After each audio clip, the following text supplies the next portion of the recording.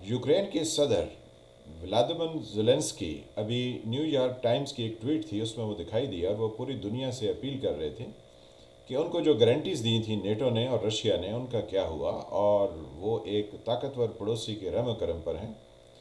वो और उनकी फैमिली रशिया के निशाने पर हैं।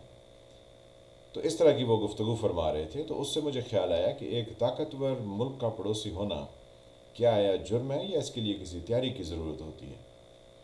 हमारे पड़ोस में चाइना है और फिर इंडिया भी हमसे बहुत बड़ा है।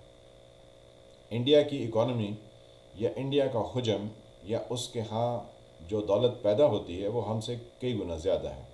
बल्कि वो जो बांग्लादेश हमसे 1971 में जुदा हो गया, नहीं, वो हमसे आज़ाद हो गया, उसने ख़ुद हमसे बाहर निकल के छलांग लगाई और कहा हम आपके साथ नहीं रहते हैं। उसकी इकानमी इंडिया से भी आगे जा रही है, यानी वो चाइना के बाद सेकंड बूमिंग इकानमी है। तो हमें कुछ सीखने की ज़रूरत है। बहरकैफ, जब आप इतने ताकतवर पड़ोसियों के पड़ोसी हों और आप हाथ पे हाथ धर के 22 करोड़ या 24 करोड़ आवाम को कुछ ना करने दें और ना उनके लिए कोई राहें तलाश करें, ना उनके लिए कोई काम करें, और ना ही ये करें कि वो तालीम ही हासिल कर लें, तो फिर क्या होगा। आप इसको सोचिए कि अगर जो $72 नहीं, सॉरी, $72 बिलियन जो चाइना आपके पास इन्वेस्ट कर रहा है, आप किधर से वापस करेंगे। और जब वापस नहीं करेंगे तो क्या आया, आपको दी गई गारंटीज़ और आपको वो अश्योरेंस वो सब माफ़ हो जाएंगी, फ्री में आपको मिल जाएगा। हमने मुफ्ते की बहुत सारी रोटियां 72 सालों में तोड़ ली हैं। अब तो खुदारा अकल के नाखन लीजिए, अवाम भी लें और हुक्मरान भी लें, लेकिन यहाँ मुल्क में किसी तरह की कोई डेवलपमेंट नहीं है। नवाज शरीफ की हुकूमत थी तो सी पैक का ढोल पीटते थे, उस पर कोई इंफ्रास्ट्रक्चर यानी जो ह्यूमन रिसोर्स के लिए इंफ्रास्ट्रक्चर की ज़रूरत है उस पर कोई काम नहीं हुआ। इमरान खान के 3.5 साल हो गए, एनआरओ चोर डाकू, इसके अलावा कोई बात करने को नहीं।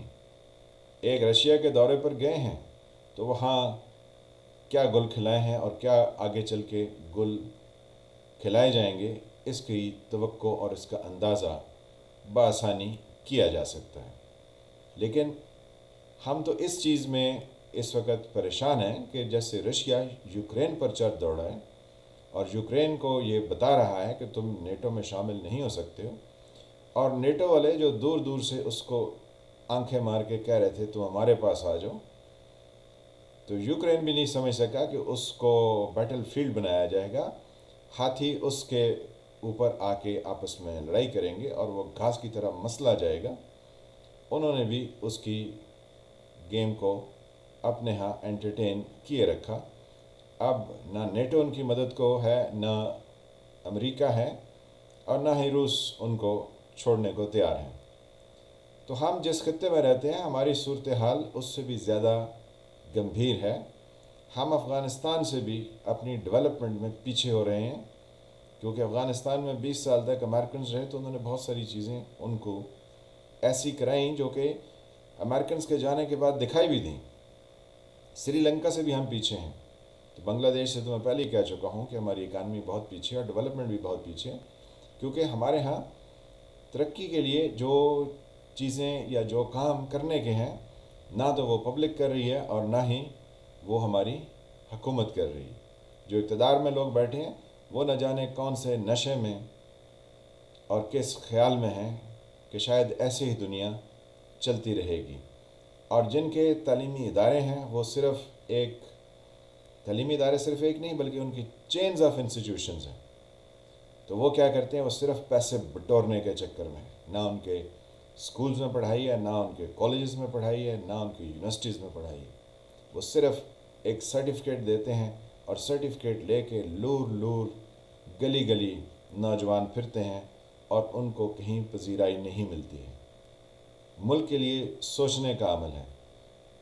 यूक्रेन के मौजूदा हालात से पाकिस्तान के लोग अगर कुछ सीख सकते हैं तो सीख लें। वैसे तो सब यहाँ पर لمبی تان کے سو رہے ہیں. اس لیے کہتے ہیں پاکستان میں ہر وقت کچھ نہ کچھ ہوتا ہے اور پھر انتہائی بیہودہ طریقے سے جاری رہتا ہے. میں ہوں فیل ملک، آپ دیکھ رہے تھے سرکار. اللہ آپ کو اپنی حفظ و امان میں رکھے. ملتے ہیں کسی نئے ٹاپک کے ساتھ، تب تک کے لیے خدا حافظ.